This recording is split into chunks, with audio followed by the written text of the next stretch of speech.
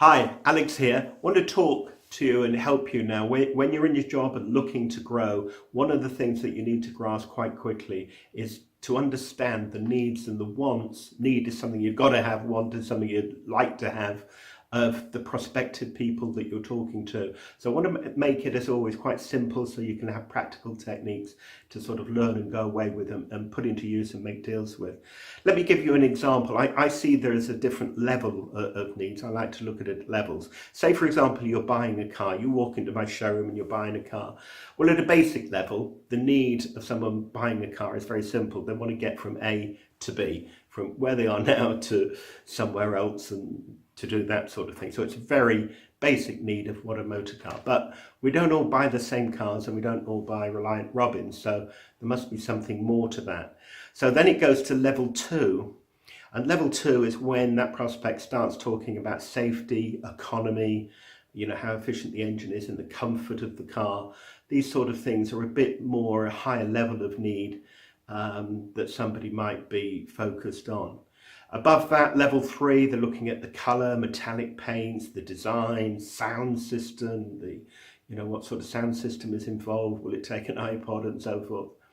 Level four, they're perhaps looking for a more status car, a better one, luxury car, looking for a self-reward. They've done well and they want to give themselves a really flash car, a really nice car, whatever that happens to be, to give them a feeling of success. So it's very personal to them. Level five, I would talk about, that's when the need is status and recognition. And that's nothing about what they want in the car. They want to impress other people. You see them in traffic jams looking around in their flash car saying, look at me, look at me. And there's a lot of people like that. I've trained a lot in the motor trade and seen these people coming, and that's what their need is, how they look to others. So actually, the car might cost 150,000, but it's the £5 badge on the front of the bonnet. They want it to say Mercedes or Lamborghini or Maserati or Ferrari or something. That's actually what they're saying to other people. They want the key ring to put in the pub so everyone sees they got a Ferrari. That can be a need quite realistically. Now, I've just briefly gone over those, with an example in the motor trade, but you can have it in business to business, in computer systems, desks, holidays, mortgages, any product or service you like. There'll be a level of need, and you've got to home in on all of them and to find out which is the key one that your prospect is actually looking for.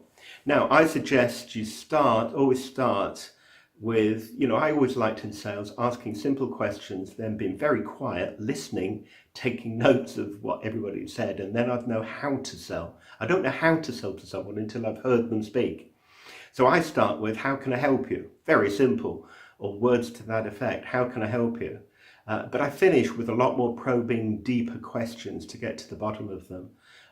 Might be a difference if you're in business to business or business to consumer. Business to business might have multiple decision makers for involved, and it's not their own money. Those things might make a factor difference.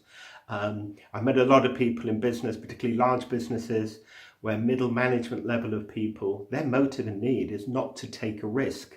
Their motive and need is to keep their job and not let anything threaten it by buying something that didn't work out and looking not good on their human resources record. So quite often avoiding a risk, however great it is, they might avoid it. So I know a lot of salespeople who have found in some industries that, people will stick to the main well-known supplier because nobody got fired by choosing the top supplier in the business and keeping the status quo. Okay, sometimes people negotiate, and there could be multiple reasons why they're negotiating, the need behind that negotiation. For example, they might know that after you've gone, the boss is going to say, did you ask for a discount? And they just want to say yes. That's their pure need.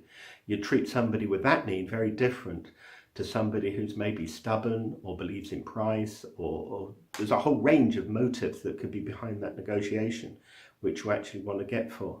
They might want to feel that they're just important and in power. They might want to be more powerful than you. They might want to win. Quite often we call it in sales the drop close.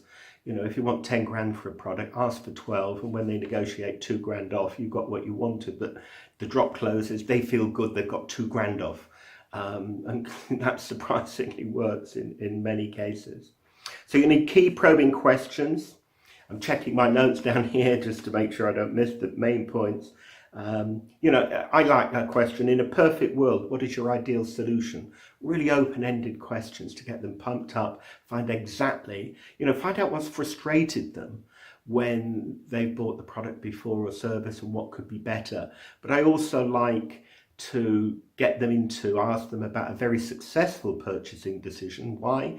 Because that gets them into a good mood buying this type of product, and when you've got it up there, you actually associate that feeling with the product you're doing. I'll talk about that and techniques to do that in a later video. We found out in Success Moves by asking this question, by the way, that the frustration that kept coming up is they pay a recruitment fee and 2 months later the person drops out and they don't get any money back, or they don't get another person. And that's why we introduced we actually guarantee everyone we place for 12 months, which is quite a considerable thing, but it's done well for us and very popular with things. So ask those questions to find out what the real need is of the people. Don't assume that you know what it is. Now, but you need a strong rapport in any case. And I say you need a strong rapport because you really want to open them up, not just what they want to buy business-wise, but more about them as a person, what really motivates them. If they're in a company, are they ambitious and looking to make a name for themselves going up? All sorts of things like that behind you. Know their personal background and get into it. Okay, so really think about the needs and wants, ask good opening probing questions, and then use that information in your sales pitch. Have a great day, close lots of deals, and I'll see you soon.